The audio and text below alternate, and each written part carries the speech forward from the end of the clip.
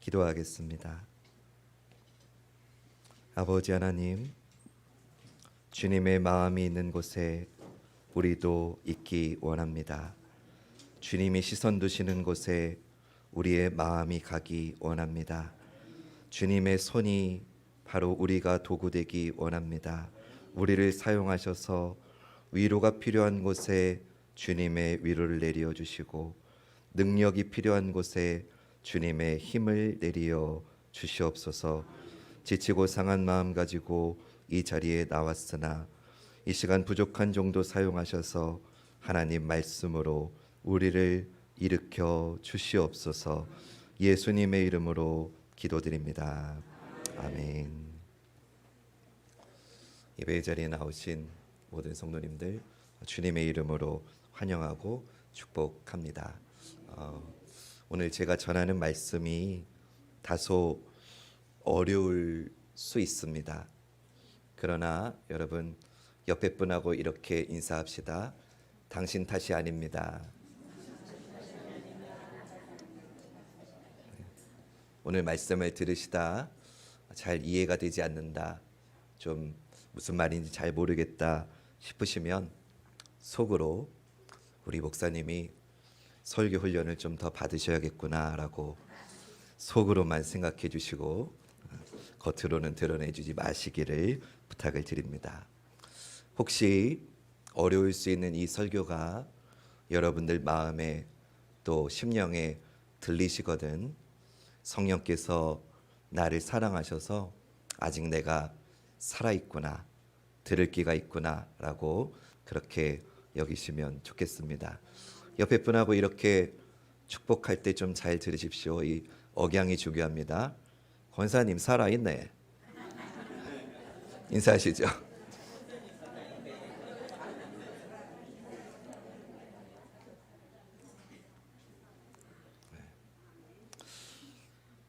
우리는 좀 금방 잊어버리는 경향이 있는데, 여러분, 코로나19가 우리나라에 막 시작되고 퍼져나갔던 그때 여러분 기억하시지요?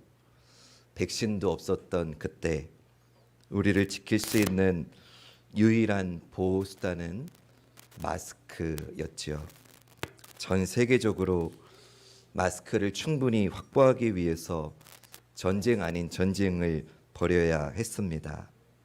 다행히도 우리나라는 마스크를 직접 생산하고 있었기 때문에 문제가 없었던 건 아니지만 국가 주도로 공급량을 조절하고 또 시설을 확충해서 비교적 이 초기의 대란을 빨리 대응하고 해결할 수가 있었습니다. 그때 여러분 마스크 오부제 했던 거 기억나십니까? 요셉 시대에 불어닥친 기근은 마치 우리가 얼마 전 겪었던 코로나로 인한 전 세계의 마스크 대란과 비슷했을 것 같다라는 생각을 해보았습니다. 코로나 때 마스크를 구하지 못하는 것은 생명과 직결되었던 문제였던 것처럼 마찬가지로 이 기근의 시기에 식량을 구하지 못한다는 것은 곧 죽음이었습니다. 창세기 47장 13절 말씀에 기근이 더욱 심하여 사방에 먹을 것이 없고 애굽 땅과 가나안 땅이 기근으로 황폐하니, 계속된 기근은 하나님께서 바로의 꿈으로 예언하신 것처럼 애굽 땅은 물론이고 가나안 땅까지 광범위하게 펼쳐졌습니다. 이때 하나님은 요셉을 준비하셨고 요셉이 애굽의 총리가 되어서 기근을 준비하도록 하셨습니다. 식량이 있는 나라는 애굽밖에 없었기 때문에 애굽 주변의 다른 나라들이 다 애굽으로 모이기 시작했습니다. 유일하게 바로의 창고에만 이 기근을 대비했던 곡식이 있었기 때문입니다. 사람들은 곡식을 얻기 위해서 곡식 판매를 담당하고 있는 총리 요셉에게 찾아올 수밖에 없었습니다. 그런데 여기서 우리는 이런 국가적 비상시국에 펼친 요셉의 정책이 좀 상당히 당혹스럽습니다. 우리가 알고 있는 요셉이 왜 이랬을까 하는 생각도 듭니다. 요셉의 정책은 국가적인 재난인 이 기근을 이용해서 사람들의 재산과 또 토지까지도 몽땅 빼앗는 것처럼 보이기 때문입니다. 우리는 이것을 어떻게 이해해야 할까요? 저는 오늘 본문을 통해서 이런 기근의 상황에서 요셉이 실시했던 토지법을 좀 여러분과 살펴보려고 합니다. 그것이 어떤 의미가 있었는지, 그리고 궁극적으로 이것 또한 하나님은 하나님의 백성들을 보호하시려는 하나님의 복이었다라는 것을 여러분과 살펴보며 은혜를 나누고자 합니다. 야곱의 가족들이 애굽에 정착하게 되었을 때 기근이 더 심해집니다. 지금까지의 고통도 정말 힘들었지만 이 시간이 길어짐에 따라서 사람들은 더더욱 지쳐갔습니다. 사람들은 오랜 흉년으로 인해서 곡식을 사기 위해서 자기들의 있는 돈을 다 써버리게 됩니다. 창세기 47장 14절과 15절 말씀에 요셉이 곡식을 팔아 애굽 땅과 가나안 땅에 있는 돈을 모두 거두어 들이고 그 돈을 바로의 궁으로 가져가니 애굽 땅과 가나안 땅에 돈이 떨어진지라. 애굽 백성이 다 요셉에게 와서 이르되 돈이 떨어졌사오니 우리에게 먹을 거리를 주소서. 어찌 주 앞에서 죽으리까. 이제 사람들은 곡식을 살 돈도 없이 이제 죽게 생겼다고 요셉에게 하소연을 합니다. 그러자 요셉은 가축으로 곡식을 살 것을 제안하지요. 사람들은 자기들이 갖고 있는 가축과 곡식을 교환합니다. 하지만 그것도 고작 1년을 버틸 뿐이었습니다. 더 심해지는 기근과 또 언제 끝날지 모르는 이 상황에서 백성들은 요셉에게 우리의 땅과 우리의 몸을 팔아서 우리를 종으로 삼아서 먹을 것을 찾고자 합니다. 그들은 바로의 소장농이 되어서라도 먹고 살고자 한 것입니다. 창세기 47장 18절과 19절 말씀해 보니까 그 해가 다 가고 새 해가 되매 무리가 요셉에게 와서 그에게 말하되 우리가 주께 숨기지 아니하나이다. 우리의 돈이 다하였고 우리의 가축대가 주께로 돌아갔사오니 주께 낼 것이 아무것도 남지 아니하고 우리의 몸과 토지뿐이라. 우리가 어찌 우리의 토지와 함께 주의 목전에 죽으리이까. 우리 몸과 우리 토지를 먹을 것을 주고 사소서. 우리가 토지와 함께 바로의 종이 되리니 우리에게 종자를 주시면 우리가 살고 죽지 아니하며 토지도 황폐하게 되지 아니하리이다. 요셉이 애굽 사람들이 낸 이 의견을 받아들입니다. 그리고 새로운 애굽의 토지법을 세우는데 24절이 그 토지법의 내용입니다. 추수의 5분의 1을 바로에게 상납하고 5분의 4는 너희가 가져서 토지의 종자로도 삼고 너희의 양식으로도 삼고 너희 가족과 어린 아이의 양식으로도 삼으라. 요셉은 수입의 5분의 1, 그러니까 20%를 세금으로 내도록 합니다. 너무 과도한 거 아닌가라는 생각을 가질 수 있습니다. 물론 단순하게 비교하는 데는 한계가 있지만 현재 우리나라 대한민국이 국민들이 내는 간접세를 제외한 조세 국민 부담률이 27%입니다. 그러니까 20%는 그렇게 많은 게 아니라고 볼 수 있을 겁니다. 복지가 잘 돼 있는 유럽의 경우에는 한 평균 30%를 세금으로 냅니다. 그런 걸 고려해 보면 요셉의 세금 부담률이 그리 높다고는 볼 수 없을 겁니다. 오히려 요셉은 80%를 가족과 어린 아이들의 양식으로 삼으라고 합니다. 또 미래의 파종을 위한 토지의 종자로 삼으라고 합니다. 그러자 이 애굽의 정책법에 의해서 그 결과를 어떻게 됐는가 25절 말씀이 알려줍니다. 그들이 이르되 주께서 우리를 살리셨사오니 우리가 주께 은혜를 입고 바로의 종이 되겠나이다. 백성들이 이런 요셉의 탁월한 통찰력과 또 베풀어주는 자비로 인해서 은혜를 입었다고 감사를 표현합니다. 억지로 불만을 가져서 바로의 종이 된 게 아니라 은혜를 입었다면서 감사하며 기꺼이 바로의 종이 되었다는 겁니다. 그렇다면 요셉은 백성들에게 사들인 토지를 어떻게 사용했을까요? 무엇을 위해서 토지를 사들였을까요? 우리 이쯤에서 한 번 더 옆에 분하고 인사합시다. 당신 탓이 아닙니다.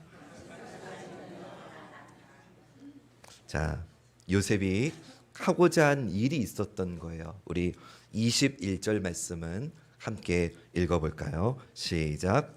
요셉이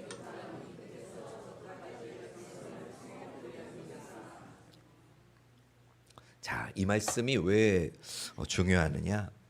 여러분, 예나 지금이나 토지 문제는 굉장히 민감한 이슈입니다. 오늘 우리식으로 바꿔 말하면 부동산 정책이죠. 예나 지금이나 사람들은 전 국토에 균등하게 퍼져서 살기를 원하지 않고요. 대도시에 모여 살기를 좋아합니다. 부동산 가격에 영향을 미치는 가장 큰 요소가 세 가지라고 합니다. 첫째, 교통. 두 번째, 교육. 세 번째, 생활의 인프라. 그러니까 쉽게 말하면 내가 사는 곳 가까이에 병원이 있고 학교가 있고 대형 마트가 있고 도서관이 있고 공원 같은 것이 있으면 집값이 뛰는 거죠. 그래서 여러분 이런 말들 요새 많이 쓰지 않습니까? 학세권, 학원이 많이 발달되어 있는 지역, 또 숲세권, 공원이 잘 조성되어 있는 그런 지역. 그리고 이거는 여러분 많이 들어보셨을 것 같아요. 역세권, 그렇죠? 교통이 좋은 역세권. 그러다 보니까 한정된 자원으로 많은 사람들이 함께 누리기 위해서 오밀조밀 모여서 살게 되는 거죠. 지금도 그렇지만 바로의 시대 때도 그랬습니다.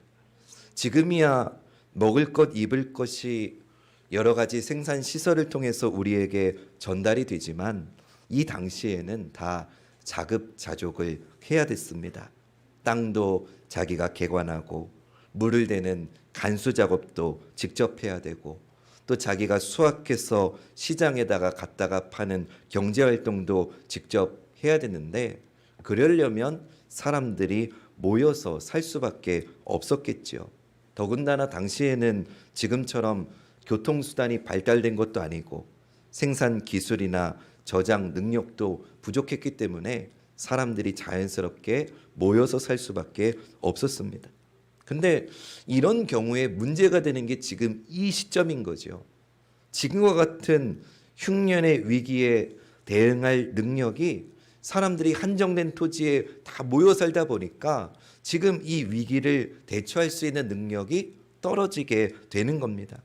한정된 제한된 토지에 사람들이 다 모여 살다 보니까 지금의 이 기근의 위기에서 생산량을 확보하는 게 한정될 수밖에 없었던 거죠.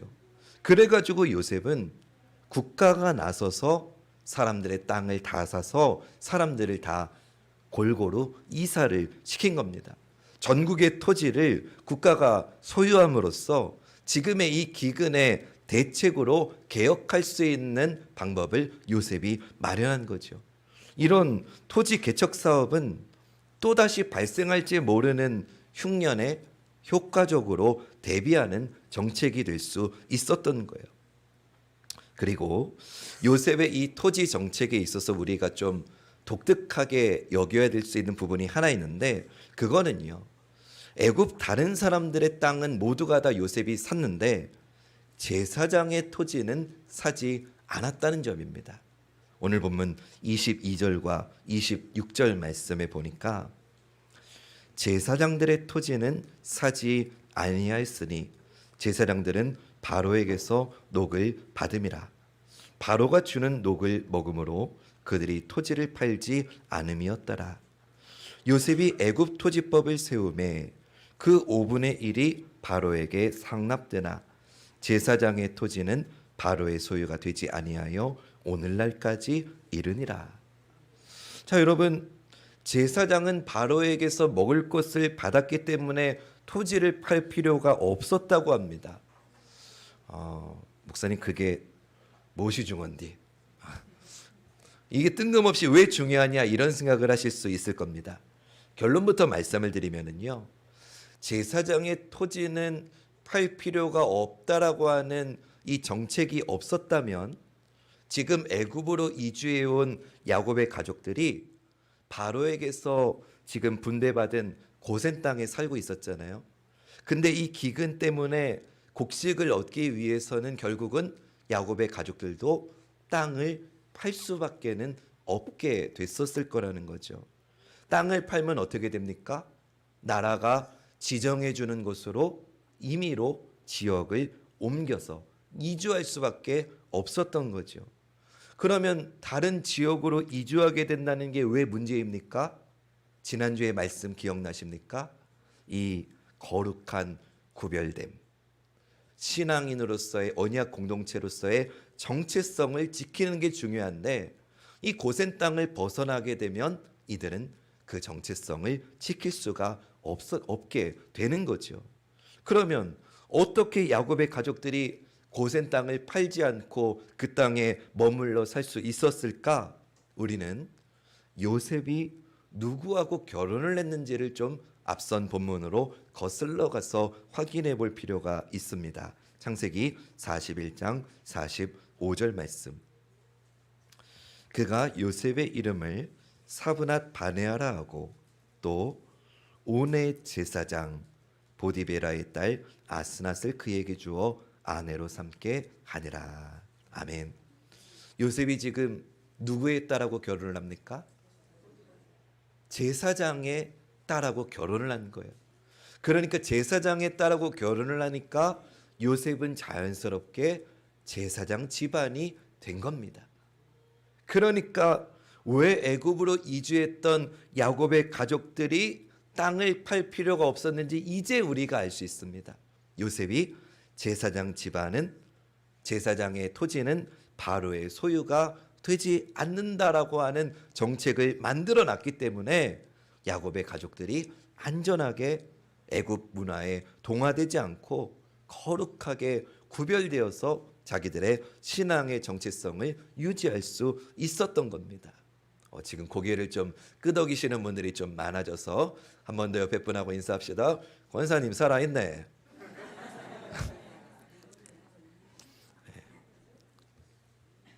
사랑하는 여러분, 이 모든 것이 요셉을 통해서 애굽 땅과 야곱 가족들에게 베풀어 주신 하나님의 은혜인 줄로 믿습니다. 요셉은 이 심각한 기근이라고 하는 위기 앞에서 이 미래를 해결해야 되는 통찰력을 갖추게 되었던 거예요. 그래서 애굽 사람들은 지금 당장에 곡식이 없기 때문에 돈도 갖다 바쳤다, 가축도 갖다 바쳤다, 심지어는 내 자유도 다 팔아야 되는 비참한 상황이 된 것처럼 보였지만 실은 하나님께서 요셉을 통해서 그들을 먹여 살리셨을 뿐만 아니라 이 토지 개혁을 통해서 그들의 미래까지도 다 준비하게 하시는 하나님의 은혜였다는 것이죠. 다시 말해서 애굽 사람들은 겉으로 보기에는 토지도 잃은 것 같고 노예가 되어가지고 비참한 인생이 된 것처럼 보이지만 실은 요셉을 통해서 하나님의 은혜를 입으며 살아가게 되었다는 겁니다. 더 놀라운 사실은 애굽에 이주한 그 야곱의 가족들에게 하나님께서 약속을 주셨는데 생육하고 번성하는 복의 약속을 주셨다는 거예요. 여러분, 이거는 무엇을 말하는 겁니까? 하나님의 백성은 하나님이 친히 하나님의 방법으로 지키시고 보호하시고 그들을 생육하고 번성하게 하심을 믿으시기를 주님의 이름으로 축원합니다. 우리 하나님은요, 약속하신 것은 반드시 이루시는 신실하신 분이십니다. 하나님은 언약 공동체를 생육하고 번성하게 하시겠다고 약속을 하셨어요. 야곱의 인생이 그것을 증명하잖아요. 아버지 이삭을 속여서 혼자 외삼촌 라반의 집으로 도망을 갔지만 결국 돌아올 때에는 4명의 아내와 12명의 아들들과 수많은 소와 나귀와 양떼와 노비를 얻어서 큰 거부가 되어서 고향으로 오지 않았습니까? 또 브엘세바에 정착해 살면서 야곱의 가족들은 70명이나 늘어나지 않았습니까? 이 모든 것이 전능하신 하나님께서 약속하신 것을 이루신 것이었다는 것을 성경은 말씀하고 있는 겁니다. 그래서 오늘 본문은 기근이 더욱 심해서 사방에 먹을 것이 없었다. 애굽 땅과 가나안 땅이 기근으로 황폐했다로 시작했지만 오늘 본문은 이렇게 끝을 맺습니다. 27절 말씀. 우리 이 말씀은 함께 읽어보겠습니다. 시작.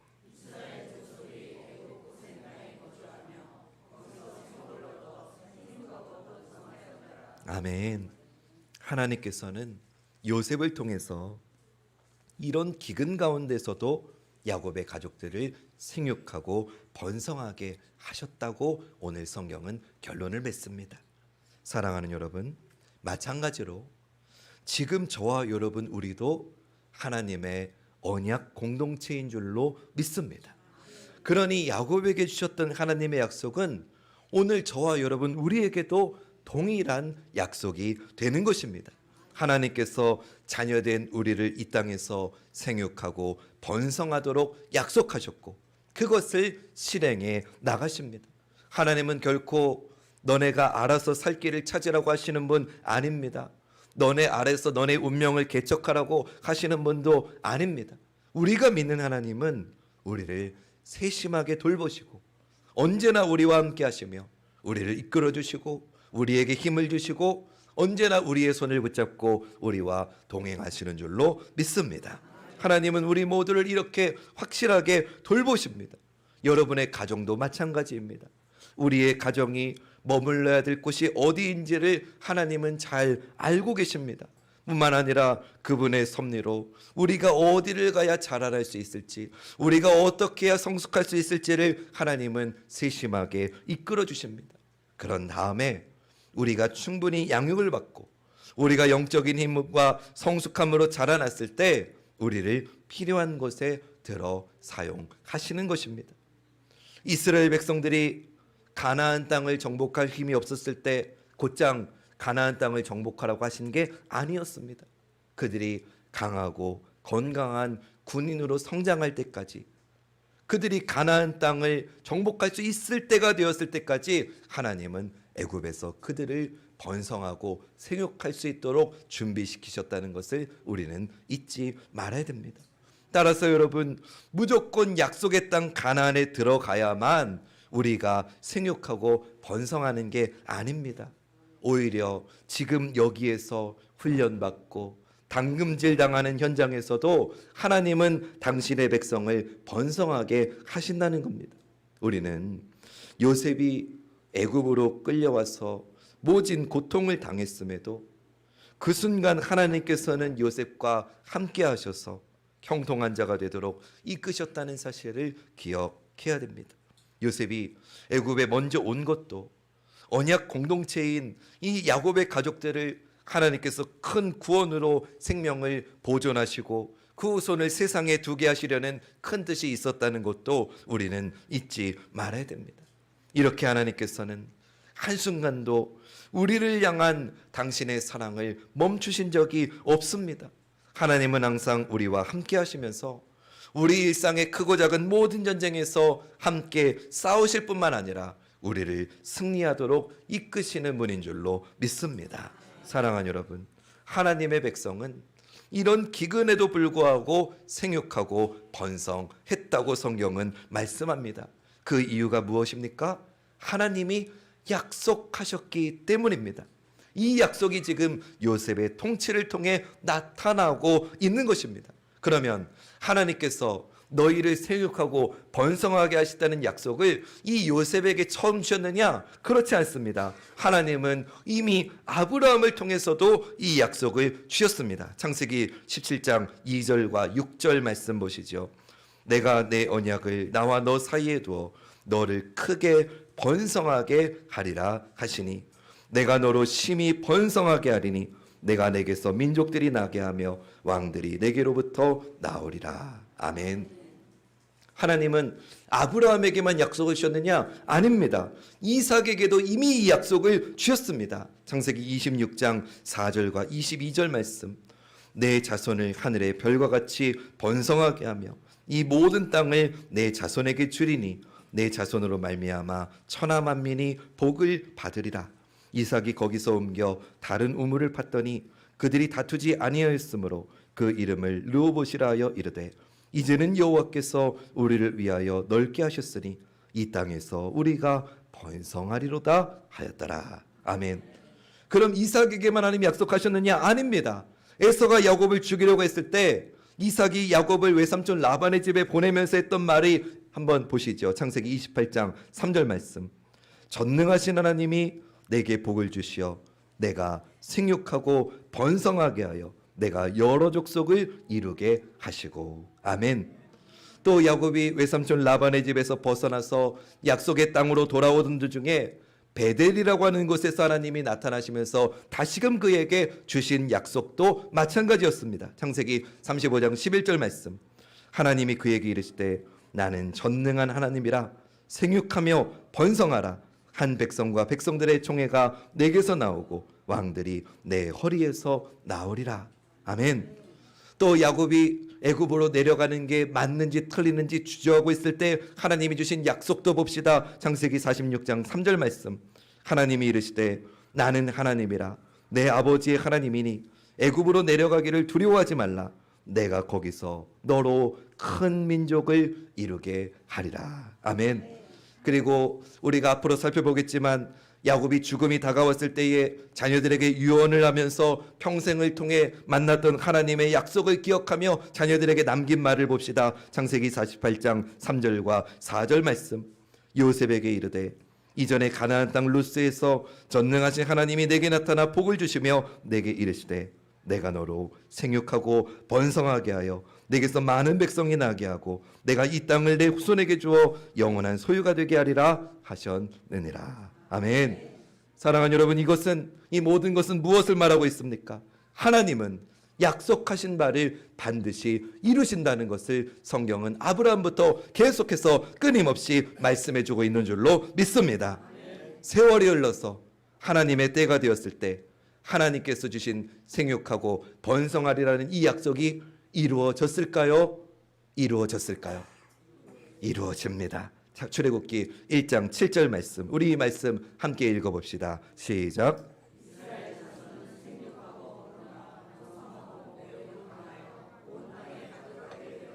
아멘.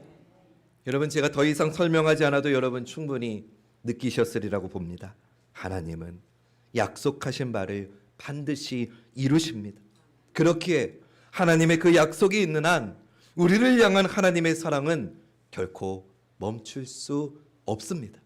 오늘 설교 때 당신 탓이 아니다라고 여기셨던 분이나 성령님이 은혜를 주셔서 살아있는 분이나 그것과 관계없이 하나님의 약속은 변함이 없기에 하나님이 여러분들을 향하신 아버지 하나님의 사랑은 결코 변함이 없음을 믿으시길 주님의 이름으로 축원합니다.